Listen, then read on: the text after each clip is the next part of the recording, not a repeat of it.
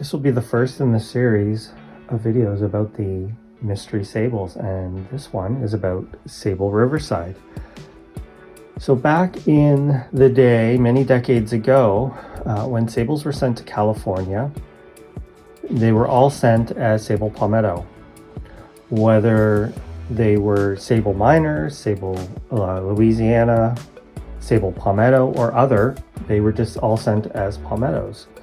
And so these were grown and often misidentified throughout the area.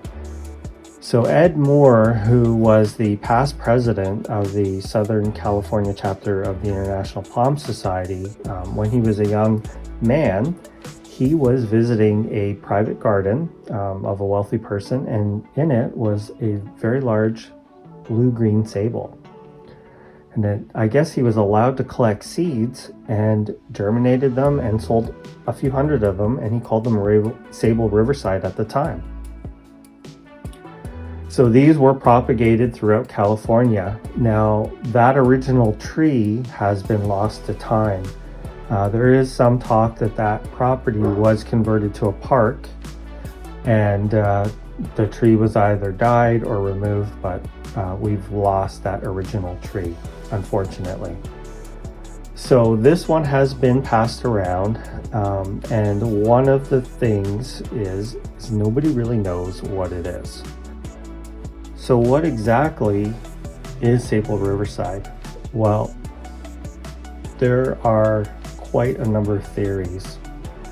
There are kind of two sides to the fence. Some people believe that it is a hybrid of some sort, and others believe that it is a stable form of an existing species.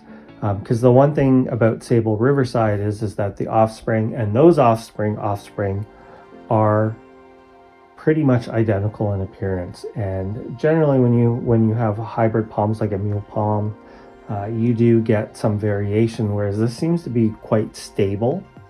So because of that, some people feel that it actually belongs to an existing species of sabal. Now, some say Bermudana, some say Causierum, some say Dominiensis. And to further complicate things, there are those that believe that Causierum and Dominiensis are actually the same species as well. So, on the hybrid side, there are some people say it might have some Bermudana, it might have some Dominiensis, it might have Palmetto, it might have Mexicana. Nobody really knows. And the only way that we can truly find out is if there is genetic testing done on it and its DNA is compared to the DNA of existing species. Now, the chances of that happening are probably pretty slim. You know, it still is quite costly to do that. I would expect, you know, maybe in 20 years or maybe further out than that, you know, genetic testing will get to the price point where it's quite affordable and someone may actually do it at that point in time. But for now, it remains a mystery. So moving on from the history, let's talk about actually owning this plant and what it needs. So first off, I want to say you have to be careful because there are palms that are like the true Sabal Riverside and there are ones that are not. And that's really tough to tell. I mean, Sabals are hard to identify to begin with. But you know, that bluish color really seems to be quite apparent, at least to me. You know, I do have it growing alongside Dominiensis and Palmetto and Palmetto Lisa and even some minors, and it has a different color to it for sure, definitely more blue. Quite an attractive looking plant. So the good news is that this one tends to be pretty hardy. So most sources you will see rate this palm to zone 8A. So 8A and up, you're probably pretty good to grow this. It can take frost, it can take temperatures into the 20s. It seems to be quite a robust palm. One of the things about it is that it grows well in California. In California, it tends to have cooler nights and drier air than in Florida, which is kind of unique. So for those of us on the West Coast, it's quite a popular sable. It's probably one of the most popular ones you can get. Whereas in Florida, I mean, the palmetto's king, right? So very easy, with all sables, they like lots of sun, they like lots of water, and they are quite wind resistant. So this one, when it produces seeds, they are larger than a palmetto. Palmetto has very small seeds.